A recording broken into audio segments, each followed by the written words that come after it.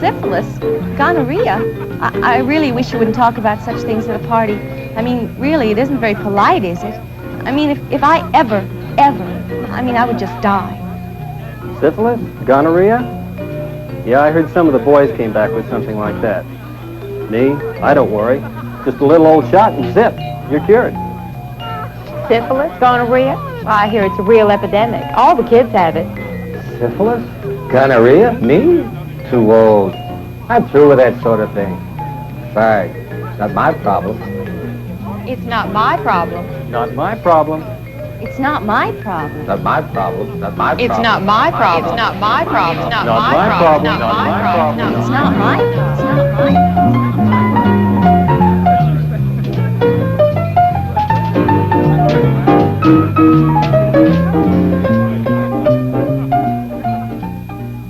Syphilis, gonorrhea, yes, they are a problem.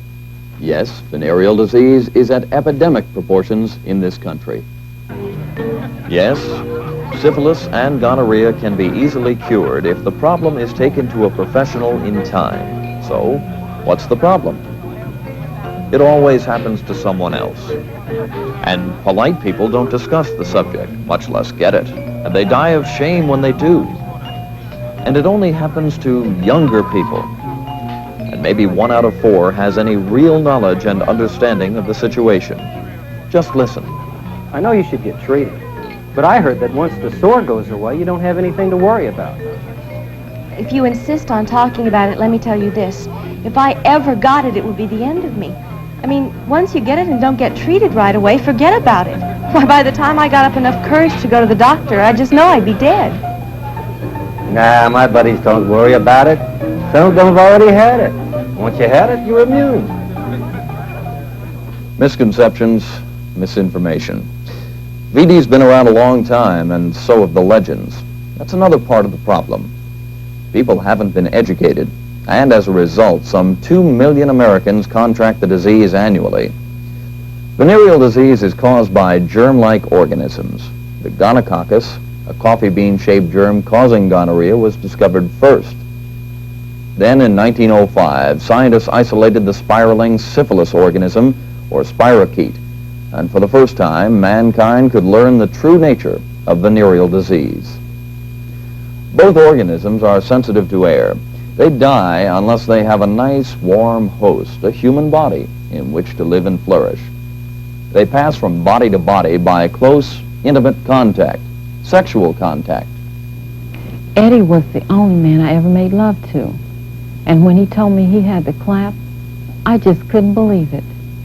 I didn't want to come to the clinic. I don't seem to be sick or anything. Nothing seems wrong. I just couldn't have anything wrong with me. I just know. No symptoms, she said. Well, that's part of the problem. Even people who have symptoms are reluctant to come in for treatment. What makes syphilis and gonorrhea such threats to society are that the two diseases often hide behind the mask of other diseases, all the while wreaking havoc within the body. Let's take a look at gonorrhea first. It's a fairly simple disease. Gonorrhea attacks the moist mucous membranes in the urethral tube, perforating the tube. And as the body fights the infection, pus begins forming and dripping from the penis 3 to 8 days after infection. Now, this is accompanied by painful, burning urination. When the male notices the yellow, thick pus or a painful, burning urination, he immediately knows he's been infected.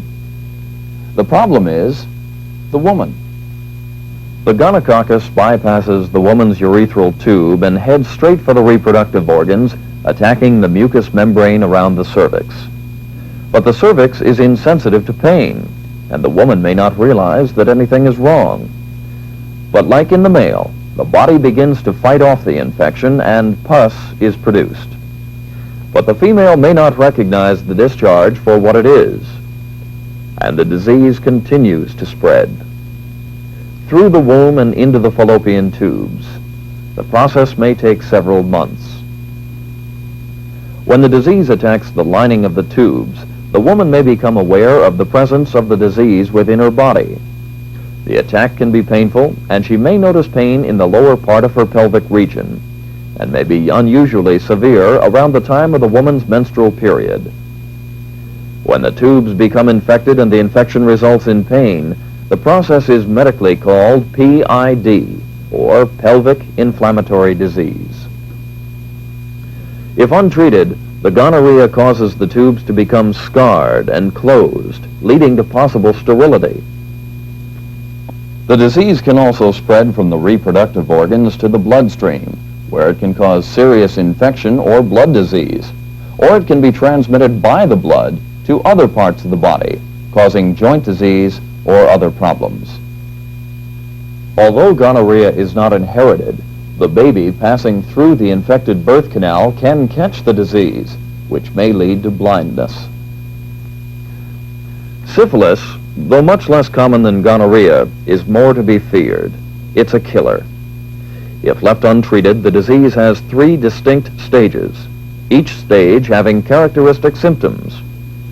The primary, or first stage, is characterized by the appearance of a painless sore called a chancre, appearing at the exact point the disease enters the body. In men, the sore usually appears on the penis or scrotum and is fairly obvious. In women, the sore may appear on the outside of the sex organs where it will be noticed, or it may be found inside the vagina where it may not be seen. Whether treated or not, the chancre will disappear within 1 to 5 weeks, but the disease continues to live inside the body. The infected person may show no symptoms until the second stage, when it may show up as a rash, a fever, or a general feeling of ill health. These symptoms will also disappear within time, lulling people into a false sense of security that the disease has been cured. Far from being cured, however, the disease continues to live within the body, where it may cause no symptoms for many years. Later in life, the disease may then reappear in what is called the third or life-threatening stage and can cause madness, blindness, heart disease, and even death. In addition to infecting men and women, syphilis can be transmitted through the blood of an infected mother to an unborn baby, causing what is called congenital syphilis. The baby can be born deformed or dead. Both syphilis and gonorrhea are usually transmitted by intercourse. They can also be transmitted by oral genital sex, rectal sex, and in rare cases, by kissing. They can be passed from members of one sex to another sex, or in the case of homosexuals, members of the same sex. Treatment is effective once the proper diagnosis is made. Usually, it's an adequate dose of penicillin, or another antibiotic if someone's allergic to penicillin. Or if the bug is resistant, it might require a couple of visits to the doctor. But the dose required for syphilis is different than the dose required for gonorrhea. So don't believe that just because you got a shot or two for one disease, you're going to be cured of the other. And while we're on the subject of drugs, you ought to know that you can't take regular doses of antibiotics to prevent VD. Some people call these no-sweat pills. Forget it. It not only doesn't work, it may make the disease harder to treat. The diagnosis of syphilis or gonorrhea is confirmed by means of some fairly routine laboratory procedures. It's important for you to remember that you can't tell if you have syphilis from a gonorrhea test, and you can't tell you have gonorrhea from a syphilis test. Treatment is most effective if it's done in the early stages of either disease, but should still be done if the disease is discovered in later stages. But I don't understand. I don't know why you have to know who I had sex with last. Don't you think it's only fair to let the other person have a chance for treatment? Well, won't he get in trouble? No, he won't get in trouble. It usually takes 2 people to transmit venereal disease. That means there's someone else out there with the disease who isn't getting treated. One person gets cured and another doesn't. It's like a chain reaction. Even if you're cured one time, doesn't mean you've built up an immunity. Get back into the sexual chain, and you can get infected again. That's why it's important to find and treat everyone in the chain. Don't worry about your identity. Any information you give to help find the others is strictly confidential, and you'll remain anonymous. And the names of those you help locate will also be held in the strictest confidence. We don't want to find people to get them in trouble. We want to find them to help them and to break that repeating chain of disease. Treatment is good, but it's not the whole answer. Prevention also has a place. So I went to my buddy, you see, who's really up on things. So I asked him, man, I don't want to get involved in this VD mess again. What should I do? You know what he said. Don't make love. Don't make love? Yes, that's the best way to cut down on your chance of getting VD. Don't make love.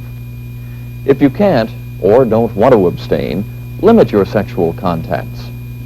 You can't always tell by looking if someone has the disease, and if you have a great number of sexual contacts, well, it just increases the statistical likelihood that you'll get VD.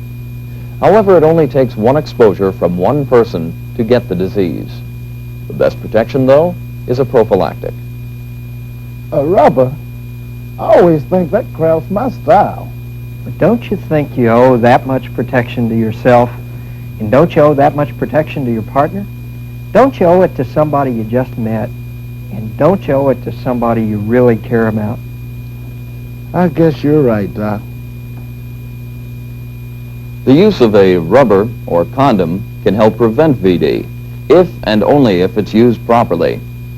To protect against VD, the condom must be put on before the penis enters the vagina. Unroll the condom. If you're using a condom without a reservoir tip, leave a little pouch at the end. Pinch the pouch and slowly unroll the condom down the shaft of the penis. It's important to remember that the condom must be kept in place. Check it every now and then just to make sure that it's still there. When you're done, grasp the condom with both hands, pull it off the penis, and throw it away. And be sure to wash your hands and genitals when you're through. Washing with soap and water helps a little bit in destroying the germs. Sure, I got gonorrhea. I guess some of the girls in the barracks think it's immoral to get VD. I don't know about that. I do know it's immoral to get it and not get treated for it. And I do know it's immoral not to tell your partner about it. Man, I have got a right to know if someone has just given me a disease. And she's got a right to demand I protect her. The Army is concerned about VD. It's been with us since the Continental Army. The best means of control we have are rapid diagnosis and treatment, not only of the person who has the disease, but all of his or her sexual contacts. Personal hygiene and the use of condoms are good methods of prevention, but education and caring about your sexual partner are better methods.